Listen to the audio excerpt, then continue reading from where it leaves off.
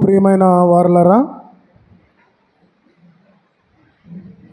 ఈ పరిశుద్ధ ఆరాధన దినమందు దేవుని యొక్క మహోన్నత నామాన్ని ఆరాధించేవారుగా మనందరినీ సిద్ధపరిచిన దేవునికి ఎంతగానో మనం స్తోత్రాలు చెల్లించవలసిన వారమై ఉన్నాం.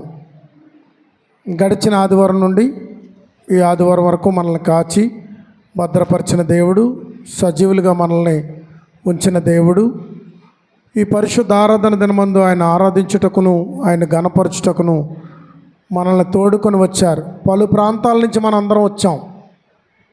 మంచి వాతావరణం, అనుకూలమైనటువంటి పరిస్థితులు కలిగాయి.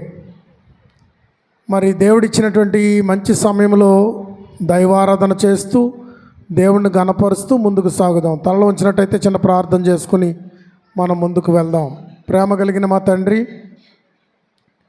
మీకు ఎనలేని కృతజ్ఞతాస్తుతులు చెల్లిస్తున్నాం. ఘనమైన మీ నామమును బట్టి, పరిశుద్ధమైన మీ నామమును బట్టి మేము కూడుకొని ఆరాధిస్తూ ఉండగా మా ఆరాధన మీ సన్నిధికి చేరినట్లు, మేము మీ సన్నిధిలో ఎన్నిక చేయబడినట్లు జ్ఞాపకం చేసుకోండి. మాట్లాడుచున్నటువంటి నీ దాసుడిని నన్ను మరుగుపరిచి మీరు మాట్లాడండి. ప్రతి హృదయము తెరవబడినట్లుగా, హృదయాల్లో వాక్యం ఎత్తబడి అది ఫలభరితముగా 30 వంతులు 60 వంతులు 100 వంతులుగా ఫలించినట్లు సహాయం చేయండి. నాయన, అంధకార శక్తుల యొక్క ప్రభావాన్ని దూరపరిచి సాతాను బలమును కృంగదీసి మీ పరిశుద్ధాత్మకు అవకాశం ఇచ్చి పరిశుద్ధాత్మ దేవుడివై మా మధ్యలో సంచరించి బలపరచండి. మేమందరము మీ సన్నిధానంలో సిద్ధపడి ఉండగా మాతో ఉండమని, మా మధ్యలో ఉండి మమ్మల్ని ఆశీర్వదించమని, ఈ వర్తమానాన్నంతటినీ ముందు నుంచి మొదటి నుంచి చివరి వరకు బలపరచమని యేసుక్రీస్తు ప్రభువు పేరిట వేడుకుంటున్నాం తండ్రి, ఆమేన్. ప్రియమైనటువంటి దేవుని బిడ్డలారా, ఈ దినాన్ని మనం మాట్లాడుకునే యొక్క వాక్యం యొక్క హెడ్డింగ్ ఏంటంటే, ఎలాంటి వారుగా మనం ఉండాలి. గత వారం ఏం విన్నాం? ఎలాంటి వారిగా ఉండకూడదు.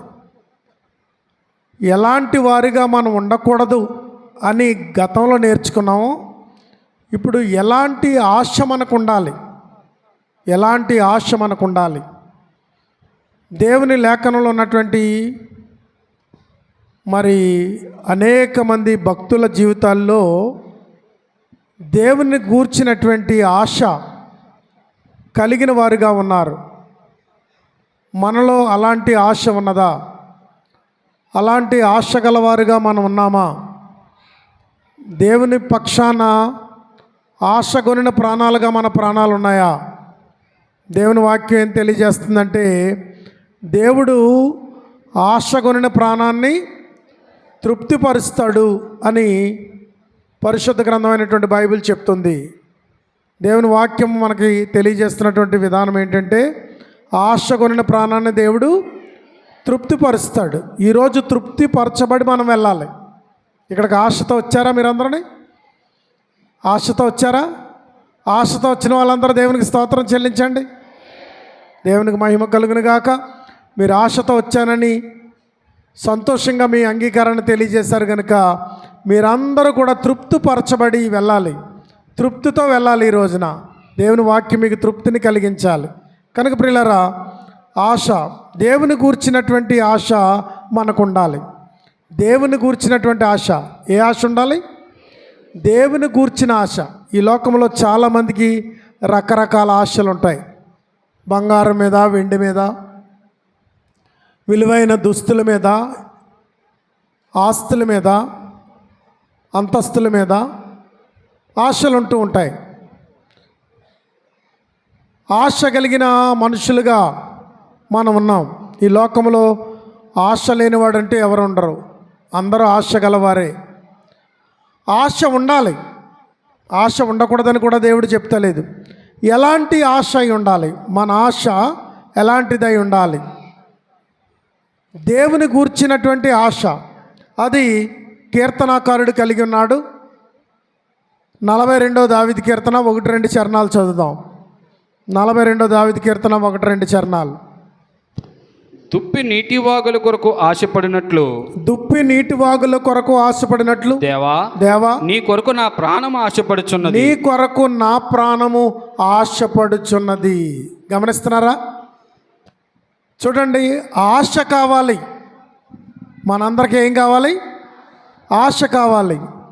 దుప్పి నీటి వాగుల కొరకు ఆశపడుతుందట.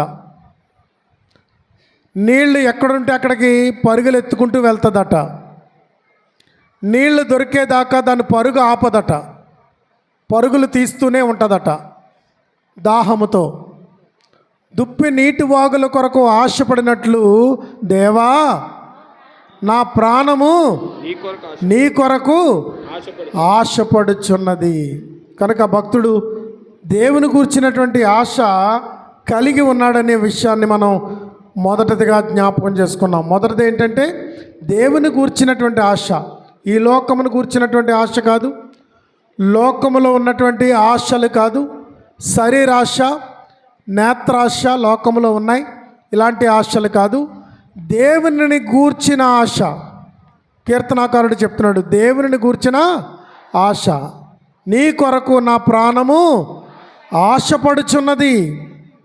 ఆశ కలిగిన వారంగా దేవుని వాక్యము కొరకు, దేవుని కొరకు ఆశ కలిగిన వారంగా మనం ఉండాలనేది మొదటి మాటగా మనం చెప్పుకుంటున్నాం. ఇక రెండవది ఏంటంటే, రెండవ మాట 119 దావీదు కీర్తన 74వ చరణాన్ని చూద్దాం మనం. 119 దావీదు కీర్తన 74వ చరణం. నీ వాక్యము మీద నేను ఆశ పెట్టుకొని ఉన్నాను. నీ వాక్యము మీద నేను ఆశ పెట్టుకొని ఉన్నాను. దేని మీద ఆశ పెట్టుకోవాలట? దేవుని వాక్యము మీద. చూసారా, భక్తుడు ఏమంటున్నాడు? నీ వాక్యము మీద నేను ఆశ పెట్టుకున్నాను. నీ ఆశ దేవుని మీద ఉండాలి, దేవుని వాక్యం మీద ఉండాలి. మొదటిదిగా దేవుని మీద ఉండాలి, రెండవదిగా దేవుని యొక్క వాక్యం మీద ఉండాలి. ఈ లోకపు ఆశలు కలిగి జీవిస్తున్నారు, ఈ లోకపు ఆశలతో బ్రతుకుతున్నారు, ఈ లోకపు ఆశలతో బ్రతకాలని ఆశపడుతూ ఉన్నారు, ఆశ కలిగి జీవిస్తున్నారు. అందరూ ఆశ కలిగే ఉన్నారు. దేవుని వాక్యం ఏం చెప్తుందంటే, ప్రియులారా, దేవుని నిమిత్తమైనటువంటి ఆశ కలిగి కీర్తనాకారుడు ఉన్నాడు. దేవుని వాక్యమును గురించినటువంటి ఆశ కలిగి భక్తుడు అంటూ ఉన్నాడు. కనుక మనం ఈ లోకములో ఏ ఆశ కలిగి ఉన్నామంటే, శరీరాశ, నేత్రాశ, జీవపు డంబము, ఇవి తండ్రి వలన కలిగినవి కావు అని చెప్తాడు. అంటే దేవుని వలన కలగని వాటి మీద మనం ఆశ పెట్టుకుని బ్రతుకుతున్నాం. ఈ లోకం మీద మనం ఆశ పెట్టుకుని బ్రతుకుతున్నాం.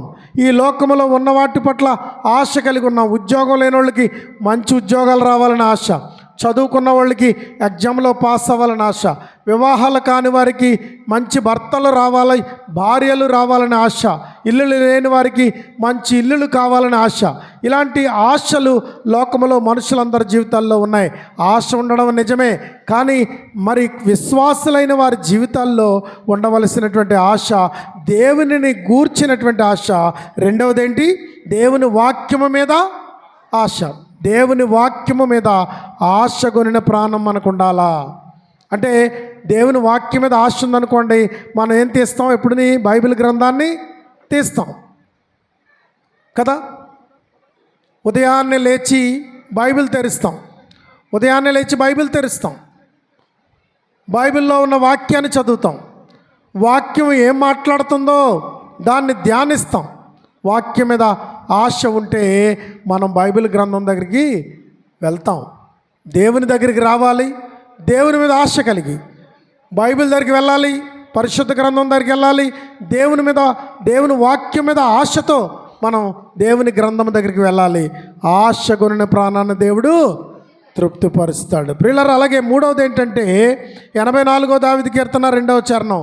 ఇక్కడ కీర్తనాకారుడు అంటున్నాడు, 84వ దావీదు కీర్తన 2వ చరణం. యెహోవా మందిరావరణములను చూడవలెనని, యెహోవా మందిరావరణములను చూడవలెనని నా ప్రాణము ఎంతో ఆశపడుచున్నది. నా ప్రాణము ఎంతో ఆశపడుచున్నది. కీర్తనాకారుడికి ఏ ఆశ ఉందట?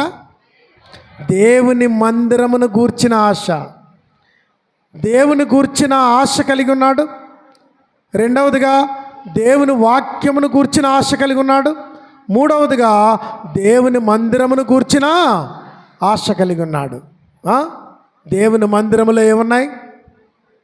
దేవుని మందిరంలో సహవాసం ఉంది. సహవాసములో 133 దావీదు కీర్తనలు ఏమంటాడు?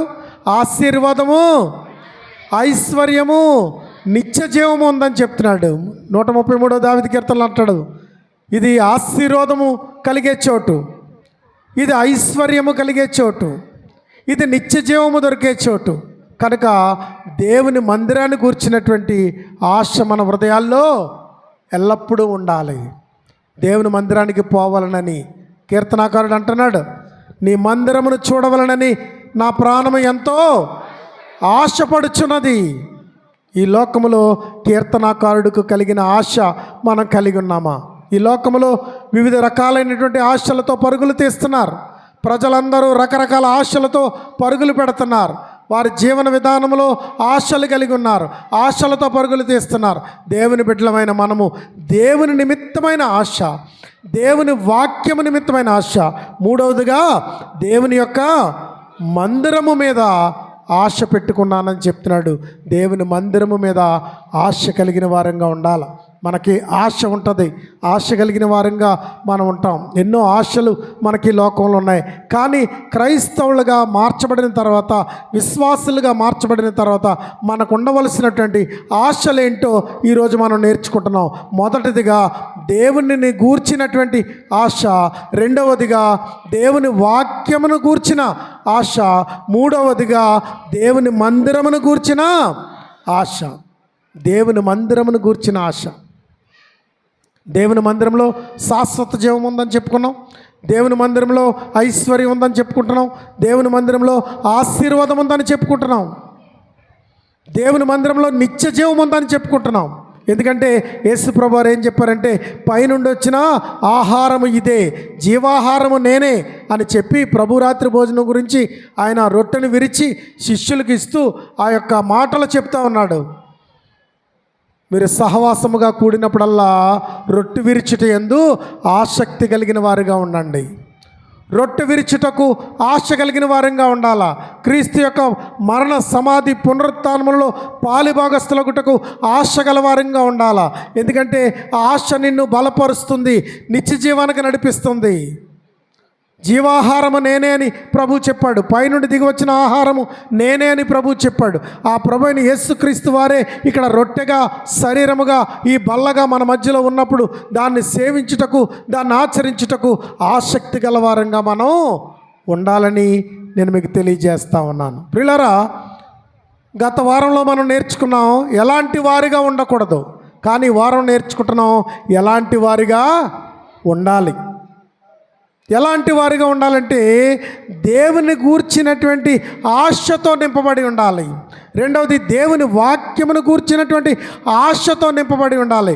మూడవది ఏంటంటే దేవుని మందిరమును గూర్చినటువంటి ఆశతో నీ జీవితము నింపబడి ఉండాలి. అప్పుడు నీకు మేలుకరంగా నీ జీవితాన్ని దేవుడు బలపరుస్తాడు. ఇక నాలుగవది ఏంటంటే 27వ దావీదు కీర్తన 4వ చరణాన్ని చదువుకుందాం. 27వ దావీదు కీర్తన 4వ చరణం.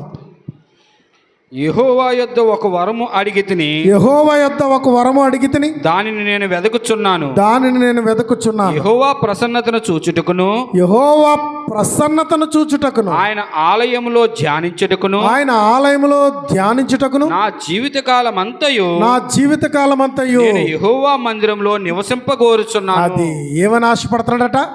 యెహోవా మందిరములో నివసించాలని, యెహోవా మందిరంలో నివసిస్తూ ఆయన ప్రసన్నతను చూడాలని, ఆయన ప్రసన్నతను చూడాలని. దేవుని ప్రసన్నత ఆయన మందిరంలో ఉంటుంది. సమూయేలు సొలొమోను ప్రార్థిస్తున్నప్పుడు తేజోమహిమ మందిరమంతా నింపబడినప్పుడు, తేజోమహిమ చేత మందిరం నింపబడినప్పుడు అక్కడ అనేకులు నిలవలేకపోయారు, యాజకులు కూడా నిలవలేకపోయారు.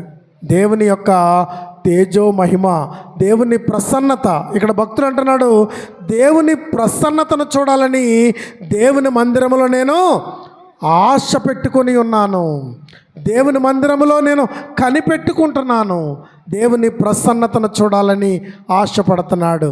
దేవుని యొక్క సన్నిధిలో ఒక గొప్ప ఆశ కలిగి ఇతను కనిపిస్తూ ఉన్నాడు. ఆ ఆశ ఏంటంటే దేవుని గూర్చినటువంటి ఆశ. రెండవ ఆశ ఏంటంటే దేవుని వాక్యమును గూర్చినటువంటి ఆశ. మూడవ ఆశ ఏంటంటే దేవుని యొక్క మందిరమును గూర్చినటువంటి ఆశ. నాలుగవ ఆశ ఏంటంటే దేవుని యొక్క ప్రసన్నతను చూచుటకు ఆశ కలిగిన వాడిగా భక్తుడు కనిపిస్తూ ఉన్నాడు. ఈ దినాన్ని మనకి నేర్పిస్తున్నటువంటి పాఠం ఏంటంటే ఈ లోక ఆశ కాదు ప్రియులారా. ఈ లోకమును ఆశించిన వారు, లోకాన్ని స్నేహించిన వారు అనేకులు నశించిపోయారు. ఈ లోకాన్ని ఆశించిన వారు అనేకులు కూలిపోయారు. మనం ఒక వ్యక్తిని చూస్తాం. రాజుల గ్రంథంలో నయమాను ఎలీషా దగ్గరికి వస్తాడు. తన వ్యాధిని పోగొట్టుకోవడానికి, దేవుని సన్నిధిని చూడడానికి, దేవుని ప్రసన్నతను చూడడానికి నయమాను ఎలీషా దగ్గరికి వస్తాడు. వచ్చినందుకు గాను అతని ఆశను బట్టి అక్కడ అతడు స్వస్థపరచబడతాడు. అతడు స్వస్థపరచబడి కుష్ఠరోగం పోయి ఆరోగ్యవంతుడై తిరిగి వచ్చి ఎలీషా గుమ్మం దగ్గర నిలబడి విలువైన వస్త్రములు, విలువైన వెండి, విలువైన దుస్తులు, విలువైన బంగారము, కొంత ధనము ఇస్తూ ఉంటాడు. ఎలీషా దేవుని ప్రసన్నతను చూచేవాడు, దేవుని గూర్చిన ఆశ కలిగిన వాడు, దేవుని వాక్యమును గూర్చినటువంటి ఆశ కలిగిన వాడు గనుక ఎలీషా ఎంత మాత్రము ఈ లోక సంబంధమైనటువంటి అక్కడ నయమాను తీసుకొచ్చినటువంటి వాటి మీద ఆశ పెట్టుకోక అతడు వాటిని వెనక్కి తిరగొట్టేస్తాడు. నాకొద్దు, నేనేమీ తీసుకోను, నీ బంగారం నీతో పట్టుకెళ్ళిపో, నీ వెండి నీతో పట్టుకెళ్ళిపో, నీ వెలైన దుస్తులు నీతో పట్టుకెళ్ళిపో అని చెప్పేసేసి నయమానుని పంపించేస్తాడు. ఎలీషా పంపించేసిన తర్వాత అక్కడ ఎలీషా దగ్గర ఒక శిష్యుడు ఉంటాడు.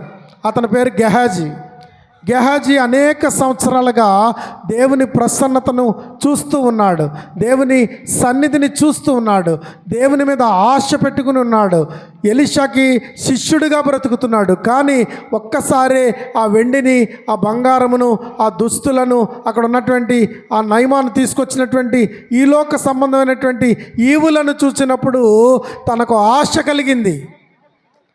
గెహాజీకి ఏం కలిగింది? ఆశ కలిగింది. ఆశ చేత అతను ఏం చేశాడంటే ఆ రథ వెనకాల పరిగెత్తుకుని పోయి నయమానుతో అబద్ధం చెప్పి, మన్యము నుంచి చుట్టాలు వచ్చారు, మా గురువుగారు నీ రథ వెనకాల వెళ్ళమని చెప్పారు, నువ్వేమన్నా ఇస్తే తీసుకురమ్మన్నారని అబద్ధం చెప్తాడు. ఈ అబద్ధం చెప్పించింది ఏంటి? లోకాశ. లోకములో ఉన్న ఆశ గెహాజీ చేత ఏం చెప్పించింది? గెహాజీ భక్తిపరుడే, గెహాజీ దేవుని శిష్యుడే, గెహాజీ దేవుని పరిచర్యలో సాగుతున్నవాడే, విశ్వాస నియమములో ఉన్నవాడే, ఎలీషాకి మంచి శిష్యుడిగా సాగుతున్నవాడే, అగ్ని గుర్రాలు, అగ్ని రథాలు చూసినటువంటి ప్రసన్నతను, దేవుని శక్తిని చూసినవాడే. ప్రియులారా, అంతటి దేవుని ప్రసన్నతను చూచినవాడు లోక భోగాలను చూసి దిగజారిపోయాడు, లోక ఆశలను చూసి దిగజారిపోయాడు. ఒక్కసారి తన బ్రతుకును దిగజారి చేసుకుని నయమాను వెంట పరిగెత్తాడు.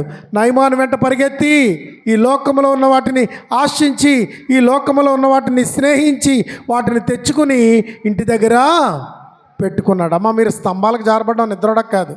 ఒక స్తంభం ఎత్తుక్కుని కూర్చుంటున్నారు, నిద్రపోకండి. మంచి వర్తమానానికి వస్తున్నారు, వారానికి ఒకసారి వస్తున్నారు. మీరు స్తంభాలకి, కుర్చీలకి, మూలల్ని జారబడి నిద్రపోతే వచ్చిన ప్రయోజనం ఉండదు, వ్యర్థమైపోద్ది. చాలా జాగ్రత్తగా దేవుని వాక్యాన్ని వినాలి. మంచి సౌండ్ సిస్టమ్ పెట్టి చక్కగా వాక్యాన్ని అందిస్తున్నప్పుడు మీ ప్రవర్తన వల్ల నాకు డిస్టర్బ్ కలగకూడదు. ఈ మూల నిద్రవుతున్నారు, ఈ మూల నిద్రవుతున్నారు, నిద్ర చివరిలో అందుకే కూర్చుంటున్నారేమో, ఆ గోళ్ళకి జారబడి అందుకే కూర్చుంటున్నారేమో. నిద్ర మీకు వచ్చిందా? సాతాను మిమ్మల్ని ఆవరించినట్టే, అపవాది మిమ్మల్ని అలుముకున్నట్టే. ఎవరిని మిరింగుదినా అని చూస్తున్న అపవాది నిన్ను మిరింగేస్తున్నాడు. తెలియకుండానే దేవుని సన్నిధిలో నీ ఆత్మీయ జీవితాన్ని నాశనం చేస్తున్నాడు. గెహాజీ కూడా ఇలాగే మోసపోయాడు. తను నిద్రపోతున్నాడేమో, అనాలోచనగా ఉన్నాడేమో, ఎలీషా చెప్పిన మాటలు గెహాజీ చెవిని పడలేదేమో, ఎలీషా వద్దని రిజెక్ట్ చేస్తే, ఎలీషా వద్దని తిరస్కరిస్తే ఈ గెహాజీకి పట్టలేదేమో. గెహాజీ చూసి ఆశపడి పరుగులు తీసి తెచ్చుకుని ఇంటిలో పెట్టుకున్నాడు. నయమాను ఏ వ్యాధితో వచ్చాడో ఆ వ్యాధిని పోగొట్టుకుని వెళ్తున్నాడు. దేవుని సన్నిధిలో ఉన్నటువంటి గెహాజీ నయమాను పోగొట్టుకున్న వ్యాధిని సంపాదించుకున్నాడు. నయమాను ఏది పోగొట్టుకుని వెళ్తున్నాడో అది నీకును నీ కుటుంబానికి కలుగుతుంది అని ఎలీషా చెప్పినప్పుడు గెహాజీ తెల్లని కుష్టుతో నిండిపోయాడు. ఇంటివారికి అన్నాడు కనుక ఆ కుష్టి వ్యాధితో శాపగ్రస్తుడై, లోకాన్ని ఆశించిన వాడై, లోకాన్ని స్నేహించిన వాడై, కుష్టి వ్యాధితో నిండిపోయి తడుముకుంటూ మరి విలవిలలాడుతూ విధవిధలాడుతూ ఇంటికి వెళ్ళేసరికి ఇంటిలో ఉన్న వాళ్ళందరూ కూడా ఏమై ఉండాలి? కుష్ఠరోగులై ఉండాలి. ప్రియులారా, ఈ పాపాన్ని, ఈ లోక స్నేహాన్ని దేవునితో మరి నువ్వు స్నేహిస్తున్నావు కనుక ఈ లోక స్నేహము దేవునితో విరోధమని భావించాలి. లోకమును స్నేహించేవాడు దేవునికి విరోధి. లోకాన్ని స్నేహిస్తున్నావా? లోకాన్ని ఆశిస్తున్నావా? లోకభోగాలను ఆశిస్తున్నావా? ప్రభు అయిన యేసుక్రీస్తు వారు అన్నారు అక్కడ, ఏమి తిందుము, ఏమి త్రాగుదుము, ఏమి ధరించుకుందామని మీరు విచారపడొద్దు. ఏమి తిందుము, ఏమి త్రాగుదుము అంటే నీకు తినడానికి ఏం కావాలో, నీకు త్రాగడానికి ఏం కావాలో దేవుడికి తెలుసు. నీకేమి అవసరమై ఉన్నాయో అవి ముందుగానే ఆయనకి తెలుసు. ఆయన నీకు అవన్నీ అనుగ్రహిస్తాడు. ఆయన నీకు కావలసినవన్నీ ఆయన సముఖములో ఉన్నవి. ఈ సంగతి గెహాజీకి తెలియలేదు. గెహాజీ నయమాను దగ్గర ఏదో ఉందనుకుని, నయమాను ఇస్తే బాగుపడతాననుకుని, నయమాన్ని ఆశించి నయమాను వెనకాల పరిగెట్టి నయమాను పోగొట్టుకున్న కుష్ఠవ్యాధిని సంపాదించుకున్నాడు. ఈ దినాన్ని లోకాన్ని స్నేహించేవాళ్ళు, లోకములో పరుగులు తీసేవాళ్ళు, లోకం వెనకాల పరిగెత్తేవాళ్ళు ఏ స్థితికి దిగజారుతున్నారో ఒక్కసారి గెహాజీని బట్టి ఆలోచించుకోవాల్సినటువంటి అవసరత మనకు ఉంది ప్రియులారా. కనుక దేవుని ప్రసన్నతను చూడాలి. నాలుగోది ఏంటి? దేవుని యొక్క ప్రసన్నతను చూడాలి. దేవుని యొక్క ప్రసన్నతను చూడాలి. దేవుని ప్రసన్నతను చూడవలనని ఆశతో దేవుని మందిరములో కనిపెడుతున్నాడు. నువ్వు ఎప్పుడైనా కనిపెట్టావా? దేవుని సన్నిధిలో కనిపెట్టావా? దేవుని ప్రసన్నతను చూడాలనే ఆశ నీకుందా? దేవుని సన్నిధిలో మోకరించి ప్రార్థిస్తున్నాడు. సొలొమోను ప్రార్థిస్తున్నాడు. ఆ రాత్రే దేవాది దేవుడని యెహోవా సొలొమోనును దర్శించాడు. సొలొమోనును దర్శించి సొలొమోనుతో మాట్లాడుతున్నాడు. దేవుని ప్రసన్నతను సొలొమోను చూస్తున్నాడు. దేవుని ప్రసన్నతను అనేకులు చూచారు. దేవుని ప్రసన్నతను చూడాలనే ఆశ మన హృదయాల్లో ఉండాలి ప్రియులారా. ఇది నాలుగవది. ఐదవది ఏంటంటే రోమాపత్రిక 15వ అధ్యాయము 20-21 వచనాలు చూద్దాం. రోమీయులకు రాసిన పత్రిక 15వ అధ్యాయము 20-21 వచనాలు. నేనైతే మరి ఒకని పునాది మీద కట్టకుండా నిమిత్తము ఆయనను గూర్చిన సమాచారం ఎవరికి తెలియజేయబడలేదో వారు చూతురనియు వినని వారు గ్రహింతురనియు వ్రాయబడిన ప్రకారము క్రీస్తు నామమెరుగని చోట్లను సువార్తను ప్రకటింపవలెనని మిక్కిలి ఆశ గలవాడనై ఉండి అలాగును ప్రకటించితిని. ఏ ఆశ ఉందంటే తనకి?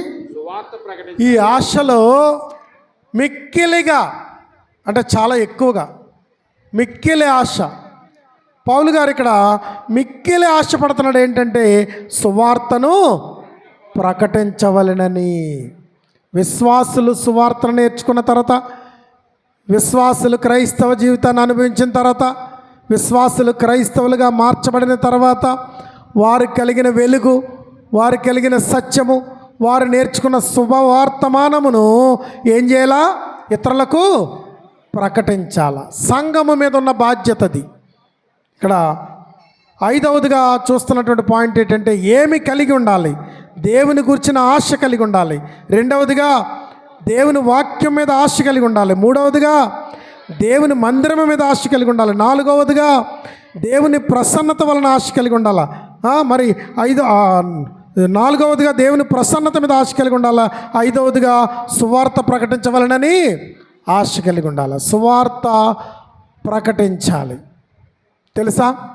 అయ్యో సువార్తను ప్రకటించకపోయిన ఎడల నాకు శ్రమ, నీకు శ్రమ, మనకందరికీ శ్రమ.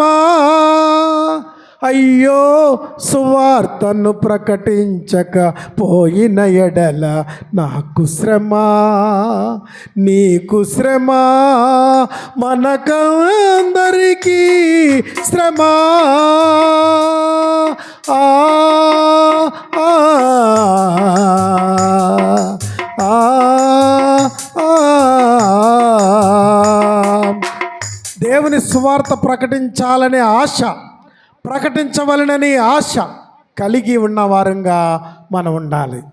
ఆ ఆశను ఈరోజు మన హృదయాల్లో జీర్ణించుకుంటే, ఆ ఆశను మనం నేర్చుకుని వెళ్తే, ఇక్కడ నుంచి ఈరోజు జూలై ఎంత తారీఖు వేళ 20 జూలై 20వ తారీఖు నుండి, జూలై 20వ తారీఖు నుండి వచ్చే సంవత్సరం జూలై 20వ తారీఖు నాటికి ఒక్కొక్కరు ఒక్కొక్క ఆత్మను రక్షించగలిగితే, ఒక్కొక్కరికి సువార్త ప్రకటించగలిగితే, ఒక్కొక్కరు ఆ దేవుని క్రీస్తు యొక్క మరణ సమాధి పునరుత్థానములను గూర్చిన వార్త పటిష్టింపచేసి ఒక్కొక్కరిలో నింపగలిగితే, వచ్చే ఏడాది నాటికి ఉన్న జనమంతా ఏమవుతారు? డబల్ అవుతారు కదా. ఏమవుతారు? డబల్ అయిపోతారు. మనకు బాల్కనీ ఉంది, 70-80 మంది పట్టగలిగే బాల్కనీ ఉంది. అది కొన్ని సందర్భాల్లో మనకి ఫిల్ అయిపోతూ ఉంటుంది. కానీ ఆరాధించే వేళల్లో, ఆరాధించే వారిలో, ఆరాధించే వారిగా కూడి వచ్చిన వారితో అది నింపబడాలి. మందిరం రెట్టింపు దీవెనకరంగా ఫలభరితంగా మార్చబడాలి. అప్పుడు మన హృదయాల్లో ఏ ఆశ ఉండాలి? సువార్తను ప్రకటించాలి, సువార్తను ప్రకటించాలనే ఆశ మన హృదయాల్లో ఉండాలి. ఇది 5వ ఆశ. మొదటి ఆశ దేవునిని గూర్చిన ఆశ, 2వ ఆశ వాక్యమును కలిగి ఉండాలనే ఆశ, 3వ ఆశ దేవుని మందిరమునకు వెళ్ళాలనే ఆశ, 4వ ఆశ దేవుని ప్రసన్నతను చూడవలనని ఆశ, 5వ ఆశ సువార్తను ప్రకటించవలనని పౌలు కలిగి ఉన్నటువంటి ఆశ. పౌలు ఏమంటున్నాడంటే, ప్రకటించుచున్నాను. ఎవరికైతే సువార్త అందలేదో, ఎవరైతే నశించిపోతున్నారో, ఎవరైతే చీకటిలో ఉన్నారో, మరణ ఛాయలలో ఉన్నారో, వారికి సువార్తను ప్రకటిస్తున్నాను అని చెప్తున్నాడు. మరి నీకు లేదా భారం? నీకు లేదా చింత? నీకు లేదా ఆశ? ప్రకటించాలనే ఆశ నీకు లేదా? నశించిపోయే వారిని, నశించిపోయే మన బంధువులను, నశించిపోయే మన మిత్రులను, నశించిపోయే మన ఇరుగు పొరుగుల వారిని క్రీస్తు రాకడలో ఆ ఆగమనమందు మహిమాకాశాలకి సంఘం ఎత్తబడుచుండగా మిగిలిన వారు అగ్ని గంధకాలతో మా యొక్క భయంకరణ మరి ప్రకృతి కాలిపోతూ ఉండగా పంచభూతములు మెక్కటమైన వేండ్రముతో లయమైపోతున్నప్పుడు వారందరూ దహించుకుపోతారే. నీ బంధువులు, నీ మిత్రులు, నీ ఆప్తులు, అందులో నీ భర్త ఉండొచ్చు, అందులో నీ బిడ్డలు ఉండొచ్చు, అందులో నీ అత్తమామలు ఉండొచ్చు, అందులో నీ చుట్టూ ఇరుగు పొరుగులు ఉండొచ్చు, అందులో నువ్వు ప్రేమించే స్నేహితులు ఉండొచ్చు. వీళ్ళందరూ కూడా నాశనం అయిపోతున్నారే. ప్రేమ చేతనో, కక్ష చేతనో, మిష చేతనో నీ స్నేహితులకు కానీ, నీ కొలీగ్స్కి కానీ, నీ క్లాస్మేట్స్కి కానీ, నీ బంధుమిత్రులకు కానీ సువార్త ప్రకటించేది ఆశ నీలో ఉన్నదా? ఆ ఆశ కలిగిన వారంగా మనం ఉండాలని దేవుని వాక్యం సెలవిస్తూ ఉంది. మరొక ఆశను గురించి మనం చూద్దాం. విలాపవాక్యాలు 3వ అధ్యాయం 26వ వచనం. ఇర్మియా విలాపవాక్యాలు 3వ అధ్యాయము 26వ వచనం. నరులు ఆశ కలిగి యెహోవా అనుగ్రహించు రక్షణ కొరకు ఓపికతో కనిపెట్టుట మంచిది. ఏంటి మంచిది? యెహోవా అనుగ్రహించు రక్షణ కొరకు ఎలా కనిపెట్టాలంట? ఓపికతో కనిపెట్టాలి కదా. ఈ లోకములో నువ్వు పాపము నుండి విడుదల పొందావంటే రక్షించబడ్డావు. నరకాగ్ని నుంచి విడుదల పొందే రోజున నిత్య జీవానికి చేరతావు. నువ్వు రక్షించబడాలి. అబద్ధికులు, వ్యభిచారులు, మాంత్రికులు వీళ్ళందరూ కూడా ప్రకటన గ్రంథం 21వ అధ్యాయం 8వ వచనంలో ఉన్నారు. వీరందరూ మండుగుండములో, అగ్ని గంధకములతో మండుగుండములో పాలు పొందుతారని చెప్తున్నాడు. రక్షణ గూర్చినటువంటి ఆశ నీకుండాలి. రక్షించబడాలనే ఆశ నీకుందా? నిత్య నరకాగ్ని నుంచి తప్పించబడాలనే ఆశ నీకుందా? ఈ లోకంలో పాపం నుండి విడుదల పొందాలనే ఆశ నీకుందా? అనేకులను పాపం నుండి విడుదల చేయాలనే ఆశ నీకుందా? సువార్త ప్రకటించు. రక్షించబడాలనే ఆశ నీకుంటే నువ్వు తప్పకుండా రక్షణను చూస్తావు కదా. కుడివైపున ఉన్న వారిని చూసి ఏమన్నాడు? నా తండ్రి వలన ఆశీర్వదించబడిన వారిలారా మీరు లోకము పుట్టినది మొదలుకొని సృష్టించబడినటువంటి నా తండ్రి రాజ్యమును స్వతంత్రించుకోండి అంటున్నాడు. రక్షణ, నిత్య జీవములో చోటు, అగ్ని గంధకముల నుండి విడుదల, రక్షణ కలిగిస్తాడు. ఈ లోకపు శ్రమల నుండి, ఈ లోకపు బాధల నుండి, ఈ లోకపు వ్యాధుల నుండి, ఈ లోకపు సమస్యల నుండి, ఈ లోకపు కలవరము నుండి, ఈ లోకపు బాధల నుండి నిన్ను విడుదల చేయటే రక్షణ. రక్షణ రక్షణ కలిగిస్తాడు కదా. యెషయా గ్రంథం 38 అధ్యాయంలో హిజ్కియా ఉన్నాడు. హిజ్కియాకు మరణకరమైన రోగము కలగగా హిజ్కియా మరణకరమైన రోగానికి గురయ్యాడు. ఆ మరణకరమైన రోగముతో అతడు చనిపోతాడని చెప్పబడింది. అతడు ప్రాణం పోయే స్థితి, రాజ్యాధికారం ఉంది, చక్రవర్తిగా ఉన్నాడు, అయినప్పటికీ తన ప్రాణం పోతుంది. ఎందుకంటే భయంకరమైనటువంటి మరణకరమైన వ్యాధి హిజ్కియాకి సంభవించింది. ఆ పరిస్థితుల్లో ఆశతో లోకమును విడిచిపెట్టి, రాజ్యమును విడిచిపెట్టి, అధికారులను విడిచిపెట్టి, వైద్యులను విడిచిపెట్టి, గోడ తట్టు తన ముఖం తిప్పుకొని, ముఖాన్ని తిప్పుకొని ఏం చేస్తున్నాడు? ప్రార్థిస్తున్నాడు. ప్రార్థన ఏమని చేస్తున్నాడు ఒకసారి చదవండి. యెషయా గ్రంథం 38 అధ్యాయం. గోడ తట్టు తన ముఖమును తిప్పుకొని, యెహోవా యథార్థ హృదయుడనై సత్యముతో నీ సన్నిధిని నేనెట్లు నడుచుకుంటును నీ దృష్టికి అనుకూలముగా సమస్తమును నేను ఎట్లు జరిగించుతును కృపతో జ్ఞాపకము చేసుకొనుమని హిజ్కియా కన్నీళ్లు విడిచుచు యెహోవాను ప్రార్థింపగా. అది రక్షణ కావాలి. తన ప్రాణం పోతుంది, తను బ్రతకాలి. ఈ రోజుల్లో మనం కూడా ప్రాణాపాయమైనటువంటి రోగములు ఎన్నో ఉన్నాయి, బ్రతకాలి. ఎన్నో యాక్సిడెంట్లు అవుతున్నాయి, తప్పించబడాలి. ఎన్నో ఉపద్రవాలు వస్తున్నాయి, తప్పించబడాలి. వింత వింత రోగాలు వస్తున్నాయి, తప్పించబడాలి.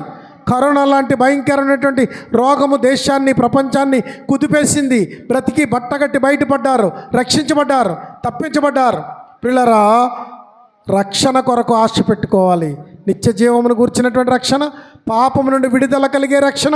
రెండవది ఏంటంటే ఈ లోకపు సమస్యల నుండి, ఈ లోకపు వ్యాధుల నుండి, ఈ లోకపు బాధల నుండి విడుదల కలిగే రక్షణ మనకు కావాలి. వాటన్నిటి నుంచి విడుదల, శ్రమల నుండి, రుణముల నుండి, బాధల నుండి విడుదల కావాలి. హిజ్కియాకి ఏం విడుదల కావాలి? రోగము నుండి విడుదల కావాలి. రోగము నుండి విడుదల కావాలి. అందుకనే గోడ తట్టు తిప్పుకొని ఏమంటున్నాడో తెలుసా? నేను దేవుని గురించి ఆశ కలిగి ఉన్నాను, నీ వాక్యము గురించి ఆశ కలిగి ఉన్నాను, నీ మందిరమును గురించి ఆశ కలిగి ఉన్నాను, నీ ప్రసన్నతను గురించి ఆశ కలిగి ఉన్నాను, సువార్త నిమిత్తమైన ఆశ కలిగి ఉన్నాను, రక్షణ నిమిత్తమైన ఆశ కలిగి ఉన్నాను. నాకు రక్షణ ప్రసాదించు, ఈ మరణము నుండి నన్ను విడిపించు. నేను మరణమైపోతూ ఉన్నాను, నన్ను విడిపించు, మరణం నుండి నన్ను విడిపించు. ఈ వారంలో ఒక ఇంటికి వెళ్ళి నేను కలిశాను. వాళ్ళ ఇంటి దగ్గర వాళ్ళ తల్లి చనిపోయింది. ఆ అమ్మాయి ఏం చెప్పిందంటే, నాకు రాత్రి చిన్న నొప్పిలాగా వచ్చింది మా అమ్మకి చిన్న నొప్పిలాగా వస్తే గ్యాస్ నొప్పి అనుకుని మేము చిన్న చిన్న చికిత్సలు అయ్యి చేసాము. తర్వాత తగ్గకపోయేసరికి డాక్టర్ దగ్గరికి తీసుకెళ్ళాము. డాక్టర్ దగ్గరికి తీసుకెళ్ళిన తర్వాత డాక్టర్ పరీక్ష చేస్తున్నప్పుడు ముందొకసారి ఇంటి దగ్గర వచ్చింది నొప్పి, మరలా రెండవసారి హాస్పిటల్లో వచ్చింది, మా అమ్మ చనిపోయింది. ఒక్కొక్కరికి అవకాశం ఇస్తుంది, ఒక్కొక్కరికి అవకాశం కూడా ఇవ్వదు. ఇట్టే చనిపోతారు, ఇట్టే మరణమైపోతారు. హిజ్కియా ప్రార్థిస్తున్నాడు, ఈ మరణం నుండి నన్ను తప్పించు. దేవుడు ఏం చేశాడు? హిజ్కియాకి 15 సంవత్సరాలు ఆయుష్నిచ్చాడు. 15 సంవత్సరాలు ఆయుష్ ఇచ్చాడు. తన మరణకరమైన రోగం నుంచి విడుదల చేశాడు. ఆ వ్యాధిని స్వస్థపరిచాడు, ఆ పుండుని స్వస్థపరిచాడు. హిజ్కియా రక్షణ కొరకు దేవుని మీద ఆశ పెట్టుకున్నాడు. అతనికి ప్రాణరక్షణ కలిగింది. ఈరోజు నువ్వు ఈ లోకములో శ్రమల నుండి విడుదల పొందాలనుకుంటున్నావా? సమస్యల నుండి విడుదల పొందాలనుకుంటున్నావా? మరణకరమైన రోగముల నుంచి విడుదల పొందాలనుకుంటున్నావా? అలాగే పాపం నుండి విడుదల పొందాలనుకుంటున్నావా? ఈ లోకమును దాటి వెళ్ళిన తర్వాత నిత్య నరకాగ్ని నుండి విడుదల పొందాలనుకుంటున్నావా? విలాపవాక్యాల్లో మరి ఇర్మియా ఇలా రాస్తున్నాడు, ఏం కలిగి ఉండాలట? రక్షణ కొరకు ఓపిక కలిగి ఉండాలట. మరలా చదువుదాం వాక్యాన్ని. నరులు ఆశ కలిగి యెహోవా అనుగ్రహించు రక్షణ కొరకు ఓపికతో కనిపెట్టుట మంచిది. దేవుడు నీకు రక్షణ అనుగ్రహిస్తాడు. ఓపికతో కనిపెట్టాలి. క్రీస్తు రాకడ వరకు నమ్మకంగా ఉండాలి. యేసు ప్రభు రాకడ వస్తుంది. మధ్యాకాశానికి ప్రభు వస్తాడు. పరిశుద్ధులందరినీ ఆయన పిలుస్తాడు.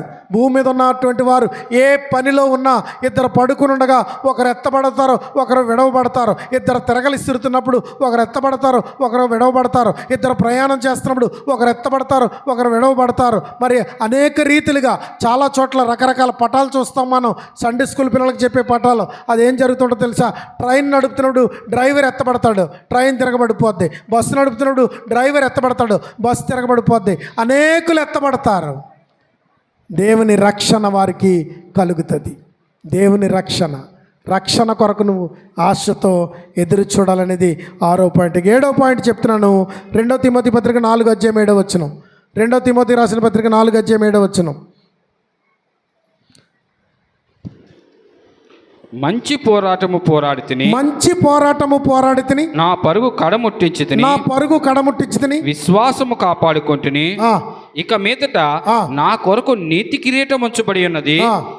ఆ దినమందు నీతిగల న్యాయాధిపతి అయిన ప్రభువు అది నాకు మాత్రమే కాకుండా తన ప్రత్యక్షతను ఆపేక్షించు వారికి అందరికీ అనుగ్రహించును. ఇక్కడ ఆశ మితిమీరిపోతే అపేక్ష అవుతుంది. ధనాపేక్ష అంటారు.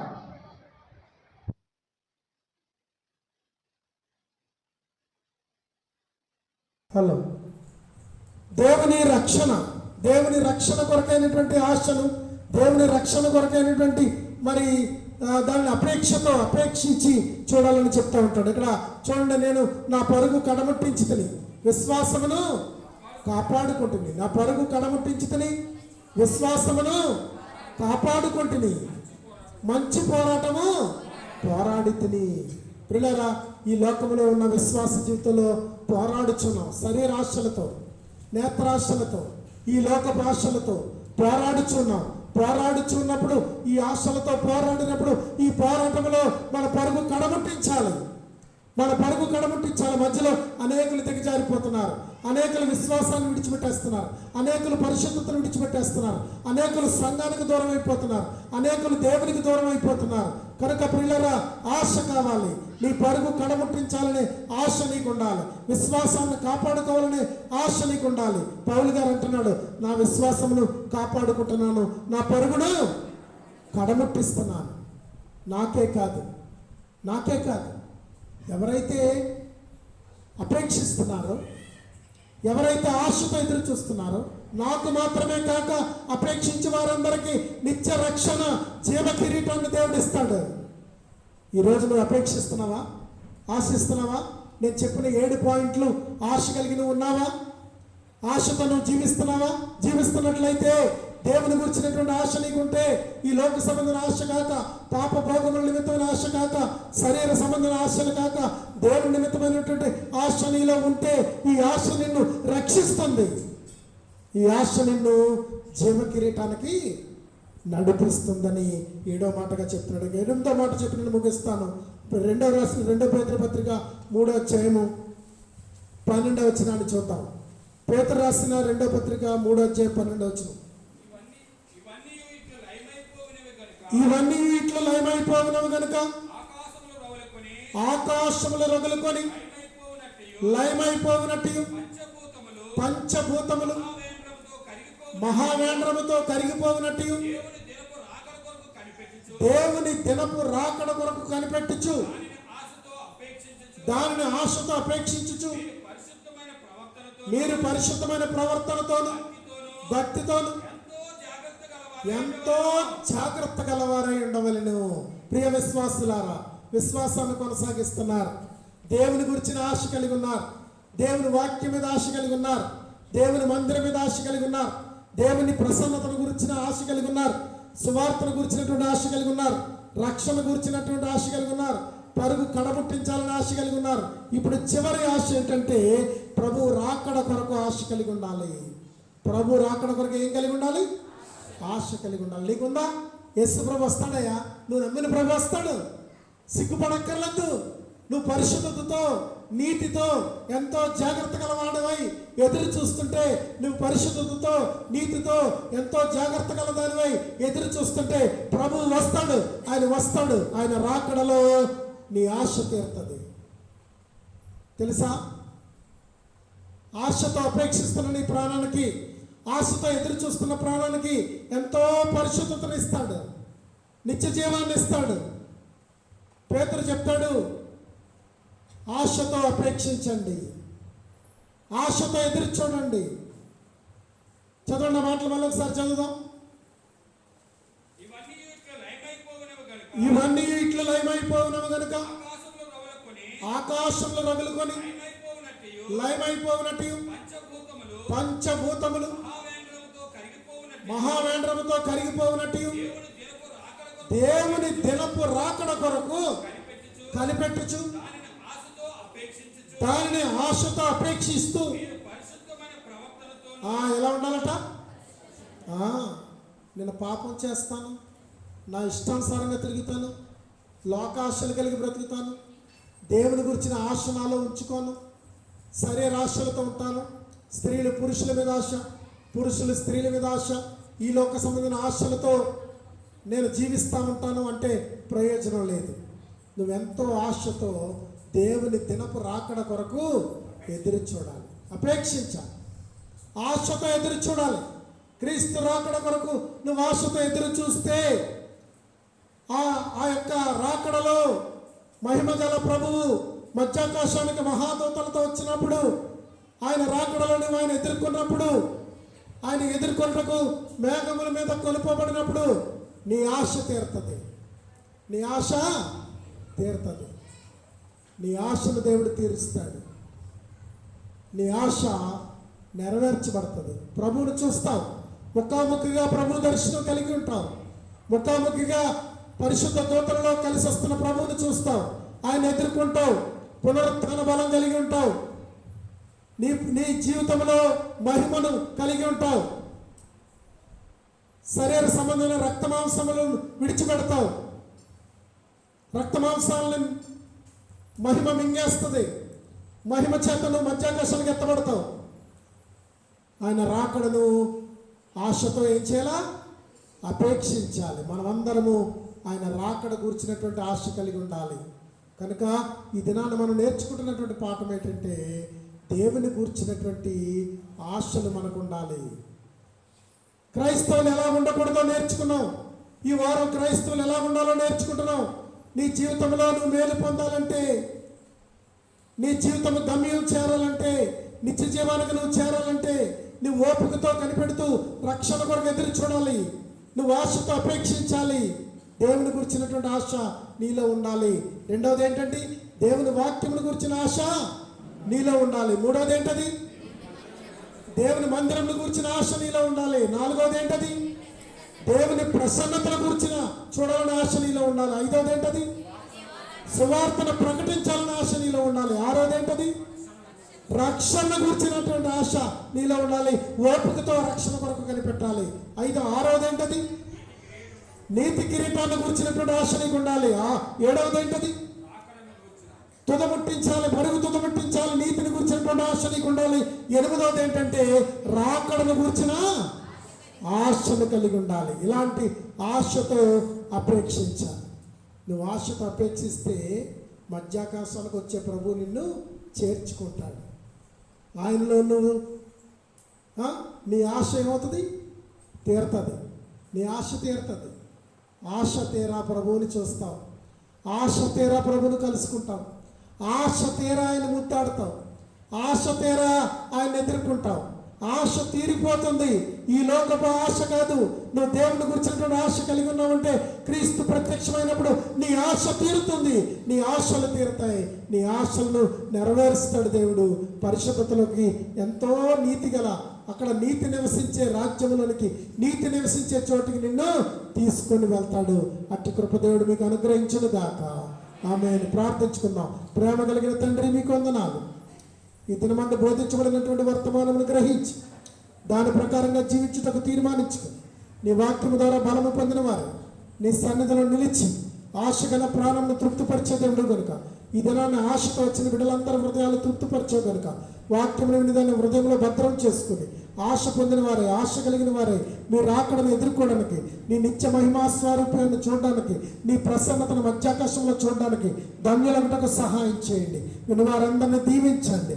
దూర ప్రాంతాల్లో ఉన్నవారు, దూరదేశాల్లో ఉన్నవారు వాక్యాన్ని వింటున్నారు ప్రభా, వారిని ఆశీర్వదించండి. వారు అనేకులకు పంపించి ఈ వాక్యాన్ని అందరికీ తెలియజేయడానికి సహాయం చేయండి. వాక్యం విని దాని ప్రకారంగా ఆశ కలిగిన ప్రాణాన్ని తృప్తిపరిచే దేవుడు కనుక ఆశ కలిగి బ్రతుకుటకు సహాయం చేయండి. ఆశీర్వదించండి, దీవించండి. యేసు పరిశుద్ధ నామములో ప్రార్థించి వేడుకొనుచున్నాను పరమ తండ్రి. ఆమేన్. అందరికీ వందనాలు.